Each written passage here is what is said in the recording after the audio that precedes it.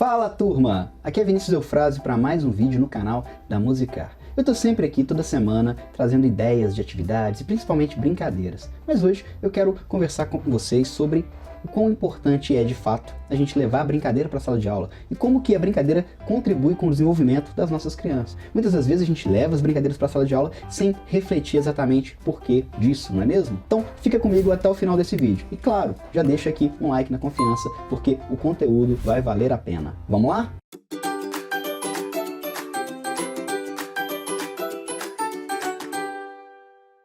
Nós, profissionais da educação, devemos ter um repertório amplo de atividades para levar para as nossas salas de aulas. Isso é claro. Porém, nós devemos também ter conhecimento sobre o porquê que levar determinadas práticas é importante. E hoje eu quero falar com você aqui sobre a linguagem corporal e também sobre os tipos de brincadeiras que levamos para a sala de aula. Nos últimos anos, além de trabalhar como formador e ter o projeto da Musicar aqui no YouTube, eu tenho também uma atuação como docente. Eu venho trabalhando em cursos de licenciatura em música e cursos de licenciatura em pedagogia. Eu separei um pouco daquilo que eu discuto com os alunos em sala de aula, isso mesmo, com futuros professores. Trouxe algumas das nossas discussões, alguns dos temas que geralmente eu abordo em sala de aula, aqui no nosso canal para trocar essa ideia com você. Inclusive, deixa aqui nos comentários para mim qual que é a sua formação. Você é da área de música, da área de arte, da área da pedagogia? Eu quero saber, eu quero te conhecer um pouquinho melhor, então escreve aqui para mim.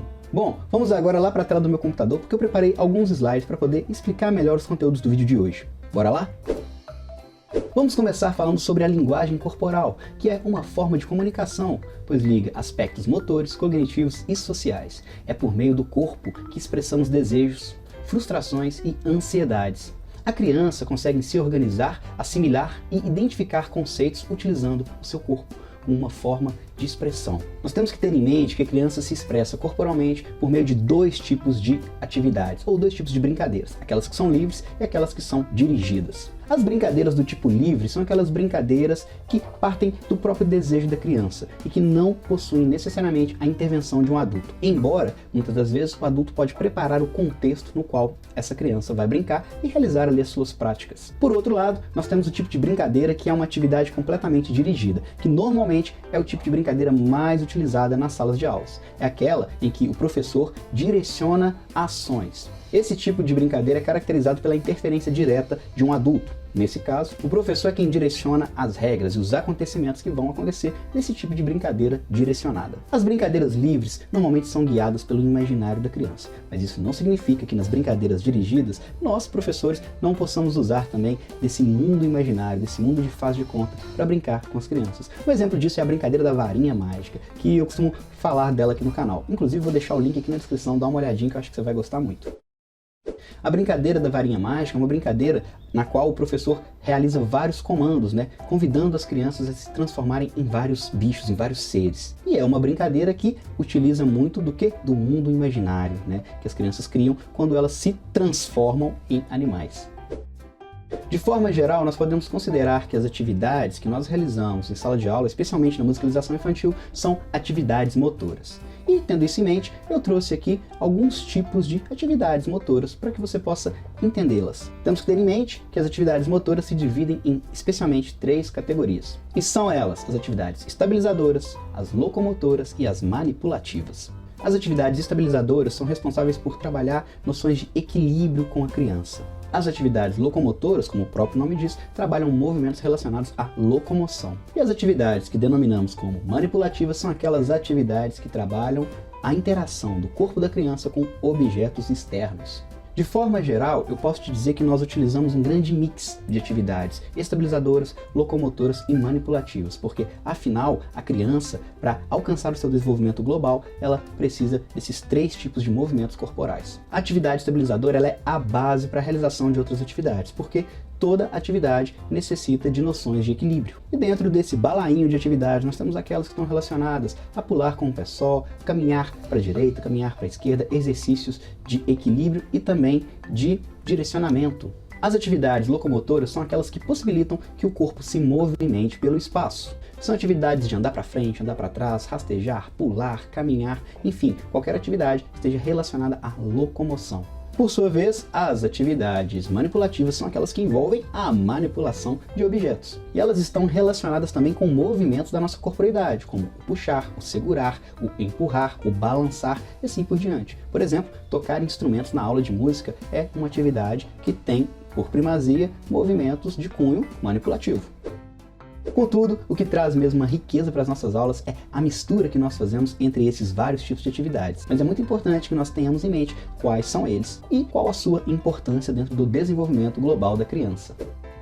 À medida que as crianças avançam no seu desenvolvimento, nós conseguimos incorporar mais tipos de atividades. Por exemplo, ali, enquanto bebê, a criança basicamente vai lidar com atividades de estabilização, porque para ela se locomover ainda é muito difícil. Embora ainda nessa idade também já possamos introduzir algumas atividades que vão trabalhar sua motricidade fina, e são atividades relacionadas à manipulação. Nós devemos ter em mente as fases de desenvolvimento motor da criança. Até 1 ano, a criança está numa fase motora reflexiva, que é uma fase em que ela basicamente responde a estímulos que são feitos a ela. De 1 a 2 anos, a criança entra na sua fase motora rudimentar.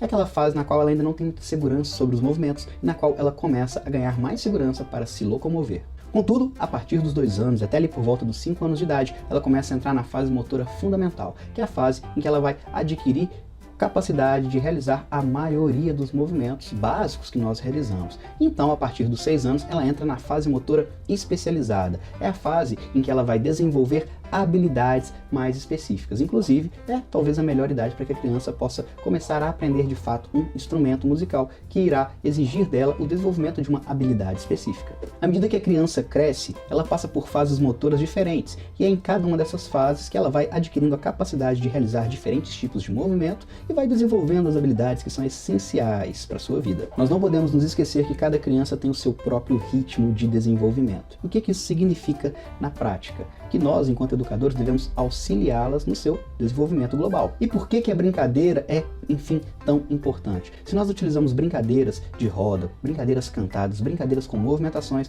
nós estamos instigando as crianças a utilizarem as suas capacidades motoras. E, convenhamos, quando a criança está brincando, ela nem percebe que está aprendendo. Ela está ali se divertindo e aprendendo. E tem uma componente que é muito interessante. Quando a criança ela está brincando, por exemplo, de pega-pega, ou está realizando qualquer outra brincadeira, uma brincadeira em que ela tem que pular, em que ela tem que abaixar, uma brincadeira, por exemplo, relacionada a grave e agudo, um morto-vivo de grave e agudo. Quando você toca grave, a criança agacha. Quando você toca agudo, a criança pula e levanta os braços. Ela vai buscar, sabe o que nesse movimento? Um alto desempenho, porque ela quer fazer bem e ela não quer perder. E a brincadeira, ela tem essa característica de impulsionar a criança a buscar um alto desempenho. E é por isso que brincando, a criança acaba aprendendo mais e melhor.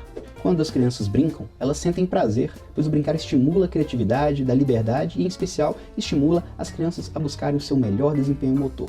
Este último auxilia no seu desenvolvimento, pois a criança encontra motivações que vêm de sua própria vontade de fazer. Essa é uma das razões pelas quais eu acredito na brincadeira como uma ferramenta de ensino e experimentação educacional. Para finalizar essa aula, eu trago uma questão. Como eu disse lá no início, nós utilizamos muitas brincadeiras, muitas atividades que são dirigidas, especialmente na musicalização infantil. Mas que tipos de atividades livres e não dirigidas nós poderíamos utilizar para que as crianças aprendessem música ou expressassem a sua musicalidade? Eu espero que você tenha gostado dessa aula de hoje. É um vídeo num formato que eu não costumo trazer muito aqui no canal, e eu quero que você me diga aqui embaixo nos comentários se você gostou, se fez sentido para você, porque se tiver feito sentido eu posso trazer mais conteúdos assim. Meu nome é Vinícius Delfrade e é sempre um prazer estar aqui com você. Tchau, tchau!